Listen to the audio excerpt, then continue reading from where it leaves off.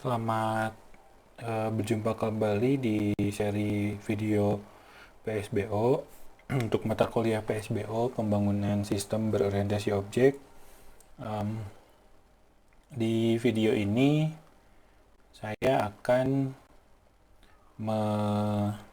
menjelaskan caranya membuat paper prototype untuk use case yang sudah kita buat sebelumnya. Oke, minggu lalu di video sebelumnya saya sudah menunjukkan sebuah skenario use case, yaitu skenario untuk pendaftaran peserta Posyandu gitu. Jadi di skenario itu masyarakat yang ingin mengikuti kegiatan Posyandu harus mendaftar terlebih dahulu. Jadi ada sebuah sebuah formulir, kemudian diisi gitu oleh masyarakat, kemudian dikirimkan, lalu diverifikasi oleh kader. Tapi use case ini berhenti sampai ke pengiriman. Itu. Nah, saya akan menggunakan Visio, Microsoft Visio. Di sini Visio 2019 untuk membuat paper prototype. Sebetulnya ada beberapa alternatif lain, banyak sekali alternatif. Yang pertama, kita bisa pakai kertas seperti namanya paper prototype, bisa pakai kertas dan pensil gitu ya, atau alat tulis. Kemudian kita juga bisa pakai software. Kalau pakai software, salah satunya pakai Visio, kemudian ada lagi Balsamiq Mockup, ada lagi Adobe XD dan lain sebagainya gitu. Bahkan banyak seperti Adobe XD itu sudah canggih, sudah bisa membuat demo gitu. Nah, saya pakai Visio karena saya punya lisensi Visio, jadi saya pakai Visio aja. Di Visio ini sudah ada di menu More Shape ini, di shape-nya, itu sudah ada di menu Software dan Database ada wireframe. Jadi Visio ini sebenarnya kan general purpose ya. Dia bisa untuk apapun, untuk menggambar diagram, termasuk wireframe. Wireframe inilah yang dibutuhkan untuk membuat paper prototype gitu. Di sini kita checklist semuanya dari common icons, kemudian kursor, web media ini.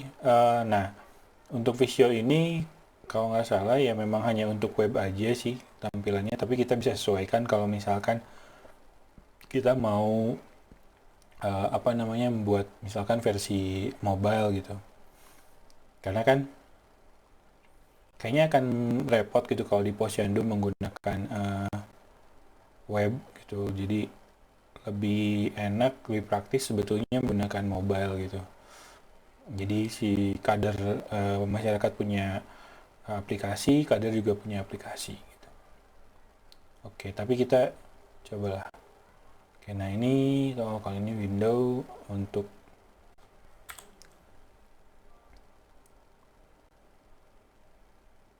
Oke, nah ini contohnya ya untuk di Visio itu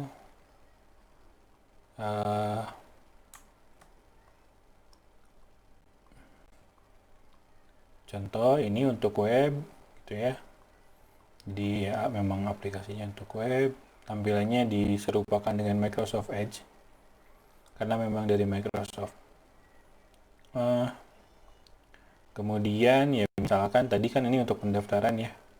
Untuk pendaftaran misalkan ada kotak gitu. Terus di sini kita cari lagi di kontrol apa saja ya kira-kira yang dibutuhkan. Nah ini sebetulnya kita harus analisis juga. Ini dari hasil analisis. Jadi kita harus tanyakan biasanya pendaftaran itu ngisi apa aja. Misalkan Di sini ada input, mana ya input?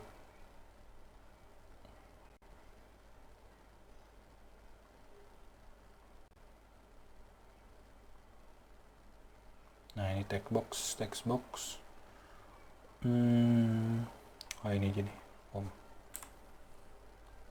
Oke, nah misalkan yang dibutuhkan itu NIK ya. Kemudian ini misalkan 3200223344. Ini berapa nih? 16 digit ya, NIK itu 16 digit. Kemudian setelah itu ada nama, misal ya. Kemudian ada tempat tanggal lahir, tempat lahir dulu misalkan.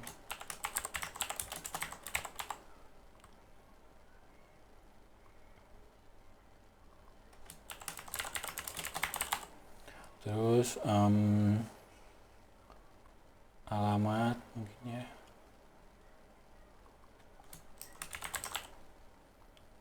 Alamat, kemudian nomor telepon.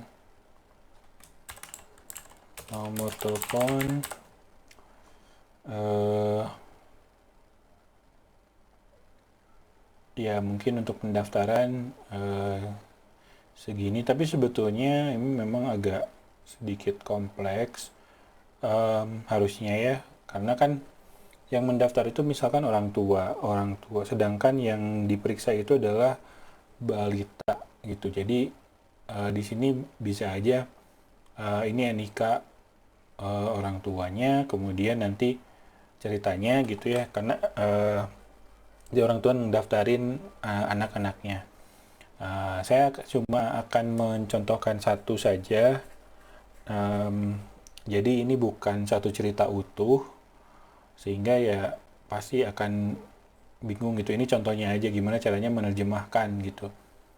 Kemudian di yang kemarin itu ada di skenario-nya itu ada mengirim gitu, taruhlah simpan gitu. Nah kemudian kita pikirkan lagi, selain simpan biasanya ada apa, ada misalkan kembali gitu ya, kalau misalkan nggak jadi gitu, atau bisa juga kita masukkan tombol reset untuk mengosongkan kembali, atau ya kalau mau konsisten dengan bahasa, kita pakai istilah kosongkan gitu. Nah gitu. Jadi di sini kita harus bisa mengidentifikasi sedetil mungkin data apa saja yang harus ditangkap gitu. Jadi kalau di perangkat lunak itu kan ada dua kemungkinan. Yang pertama itu merekam data atau menangkap data tadi. Ini contohnya. Dan yang kedua adalah menampilkan informasi. Kalau menampilkan informasi juga sama. Contohnya, misalkan kita akan tampilkan informasi dari pendaftar tadi. Udah taruhlah ini ya, kontainernya aja. Kemudian kita cari table.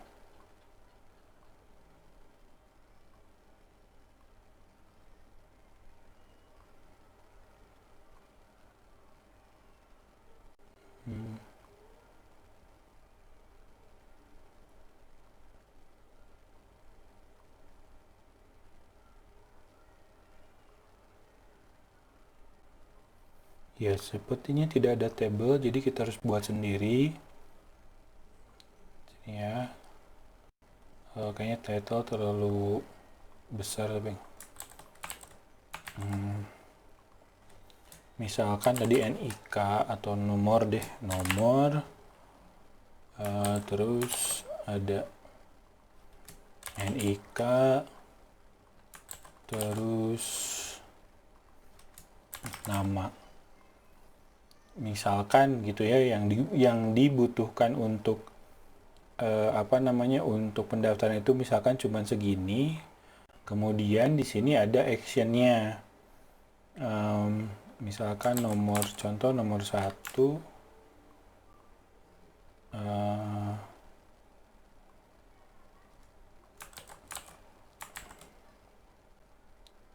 terus NIK,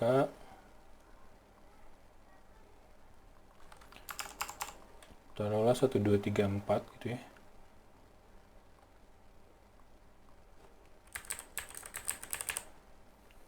Kemudian namanya siapa, misalkan Wati gitu. Nah, kemudian kan suka ada ini ya, aksi-aksi gitu. Misalkan di sini verifikasi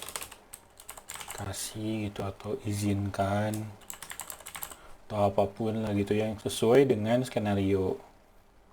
Satu lagi misalkan ada button tolak, misalkan seperti itu. Nah, ini untuk menampilkan informasi. Jadi sama, harus sedetil mungkin. Kalau memang dibutuhkannya cuma 3 ya nggak apa-apa. Nomor, NIK, nama. Atau mungkin di sini ada tombol detail. Gitu, tombol detail. Jadi untuk melihat datanya itu menggunakan tombol detail itu juga bisa. Ya itu gimana kalian membuat skenarionya lah. Terus ya bisa juga kan di sini menggunakan filter ya, misalkan filter tanggal lah, atau filter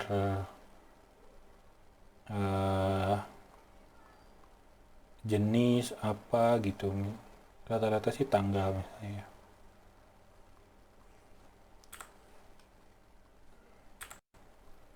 Gitu.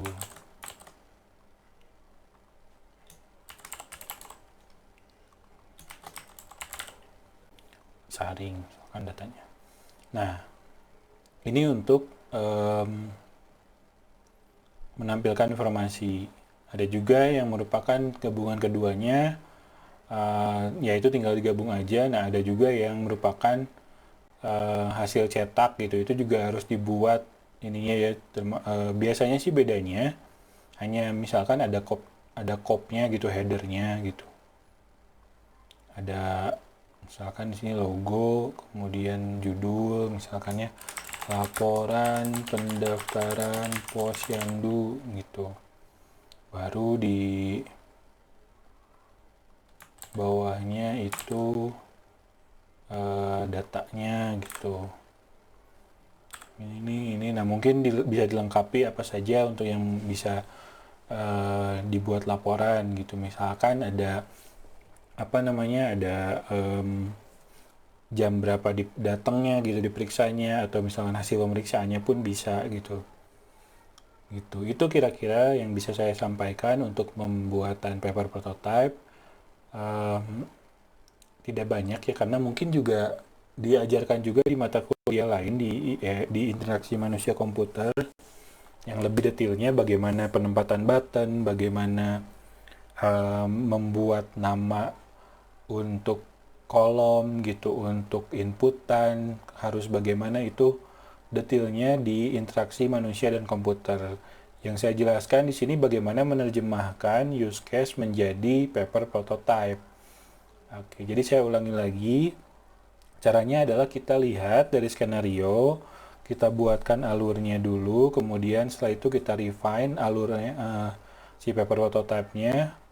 Refine-nya artinya diperbaiki lagi, dilengkapi lagi kolom-kolomnya, inputan-inputannya.